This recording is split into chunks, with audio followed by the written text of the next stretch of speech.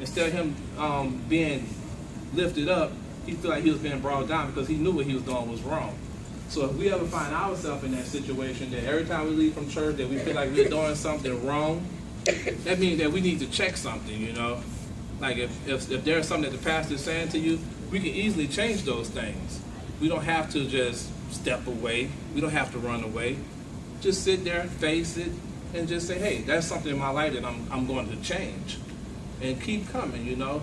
And I mean, even with myself, a lot of you might not know, when they speak of like victims of Hurricane Katrina and stuff like that, I was a victim of Hurricane Katrina. At that particular time when that storm happened, so right now I'm talking about the storm. That was a storm in my life. I was like a business owner, a thriving business. You know, I had my pocket used to sit out to like here. It was way back here. So I had many things, many things. And once that storm come through, I remember being on the road. It was only a 5-hour drive from New Orleans to Houston. I mean, I think I sat on the road for like 17 hours. Stopping on the road, I had my children, I had my wife, and I mean, it was a rough situation, you know. So even going through that, I realized once we made it here to Houston, just watching the news, looking at the storm come through, looking at everything being blown away, it's showing the area where I lived at going under, storm is just tearing up everything. And I sat there and I just prayed and prayed and prayed, like, oh Lord, just spare me, spare my family, spare everybody in New Orleans.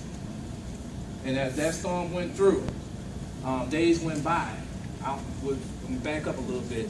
I only brought 3 days of clothes for me and my family. Hold up a minute. Only 3 days of clothes for me and my family. And we had this phone call, say, hey, it's going to be a week or so before you can come back into the city. So even when going back into the city, we went back, everything wet. It wasn't no good. People, when we was at the hotels, they loaning us clothes. They loaning us pots and pans and things like that. The business that I had, it was no more. To me, it was no more. Moved it on here to Houston. Tried to rebuild it, tried to regain it. I never could get it back to where it was again. In the same means, as far as my family life changed. I lost a lot in that area as well.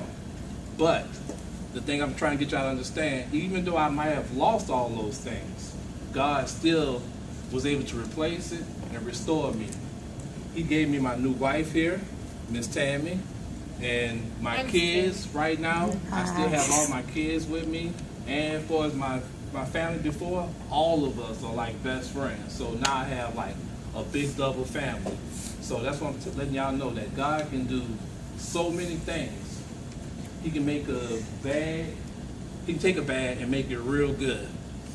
So what I want y'all to do this week and further, just ask yourselves, even though I go through the storm, even though I feel like sometimes I'm just a fan of God, how can I be a follower of Him? And the storms that you go through, that He can fix those storms as well. Amen? Amen. Amen. Give God a hand clap of praise.